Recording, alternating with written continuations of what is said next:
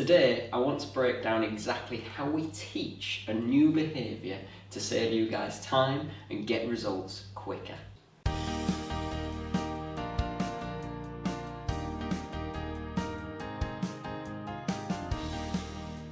Maybe you've just got a new puppy and you're starting to work on their basic commands and obedience. Or maybe you've got an older dog and you're starting to work on a new trick or teach any sort of new behaviour. Either way, it's important to understand exactly how our dogs learn to make sure that you guys make fast progress and you prevent any wasted time. The number one piece of advice I can give any owner teaching any dog anything is to say your command once and say it as they show the behaviour. That's because our dogs learn through association and repetition.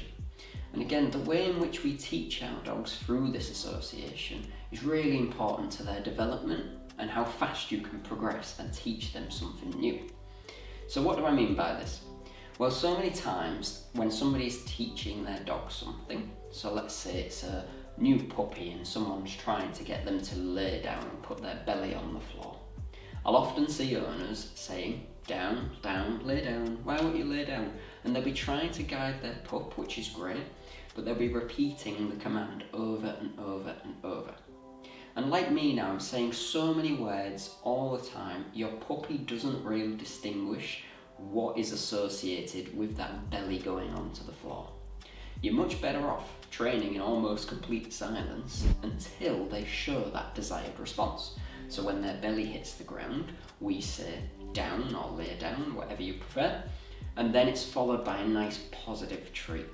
This can make a huge difference when you're teaching a puppy, and they will learn so much faster because it's clear to them that belly on the floor means down, means treat. Again, by repeating that word, you often just cause confusion for your dog when they're hearing it so often, and quite often they'll hear the word down when they're fully stood up, or maybe they're sitting, and they might just learn it's another word for putting their bottom on the floor, not their belly. Again, this is the first thing most owners do, and it's more than understandable. Again, we often feel like we need to encourage our dogs a lot and help them as much as we can, which is certainly true, but they will understand better by saying that word just the once. A nice example I can give you is if I was trying to teach you something, but you didn't speak the same language as myself. Let's say I wanted you to sit on this chair. Again, if I was saying the word for chair in a completely different language and just repeating it over and over and over again to you, you wouldn't have a clue what I was talking about, and it would be very strange if you went and sat on the chair because you didn't know what I was saying to you.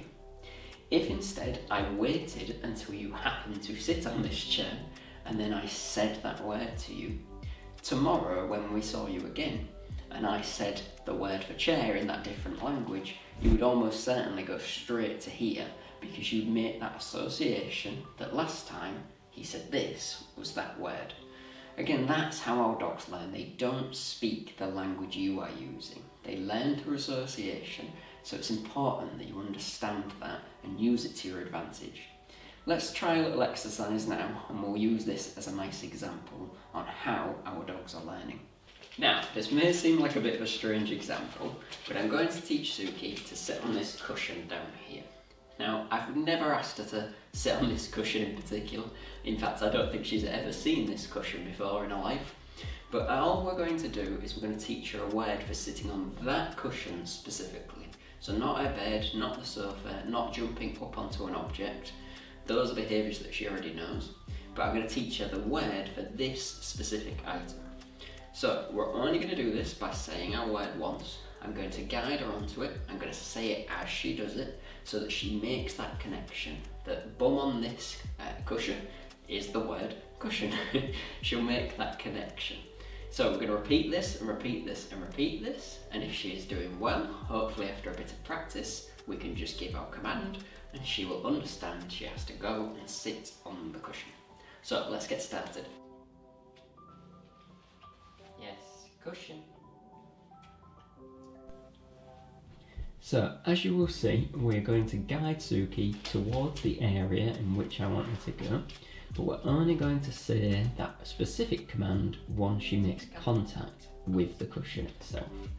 So to begin with, I'm just happy if she puts her front paws onto it, and that's where we're going to add the command and add the reward. To get her into that position, we may have to use different commands in itself. So I might just call her, I might ask her to come, I might ask her to touch, as you might see in a few of these clips. But it doesn't really matter how she gets there. The main thing I want her to understand is she's only being rewarded once she touches that cushion. Again guys, think about what we've discussed. It's all about how to create that association and how our dogs are learning. Again, we only want to say it when she's actually showing the behaviour, so that connection is made strong.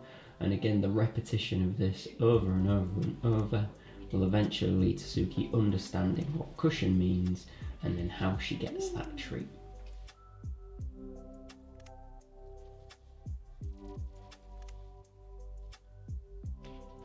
Cushion.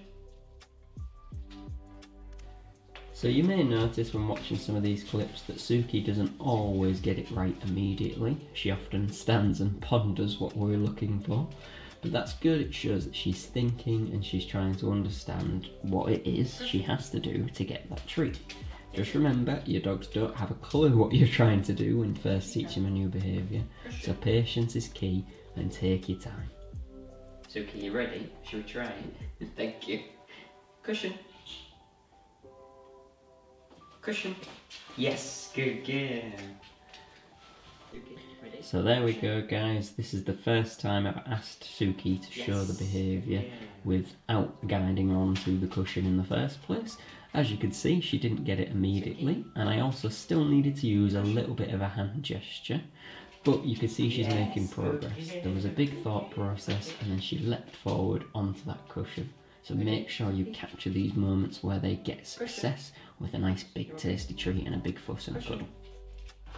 Yes, good girl, good girl. Where did you find it? Cushion. Yes, good girl. Finally guys, you can see our practice coming full circle here, as I'm now not giving her any sort of hand gesture or guidance. I'm just saying the word cushion, and that is prompting her to move into place. Obviously this has taken a bit of time and a bit of practice, but use this concept guys and apply it to any behaviour you are teaching your dog. Mark when they're getting it right with one word and follow up with a treat. If you do it this way, you will make much faster progress. And Suki learnt to run to this cushion from just saying the word in about the space of 20 minutes to 30 minutes. Again, this is a simplified version of this game, and obviously you're going to use this concept with much more complex behaviours, which is going to take a bit longer. However, if you make sure you're consistent and stick to these rules, your dog will be learning any behaviour in no time at all. Suki, cushion.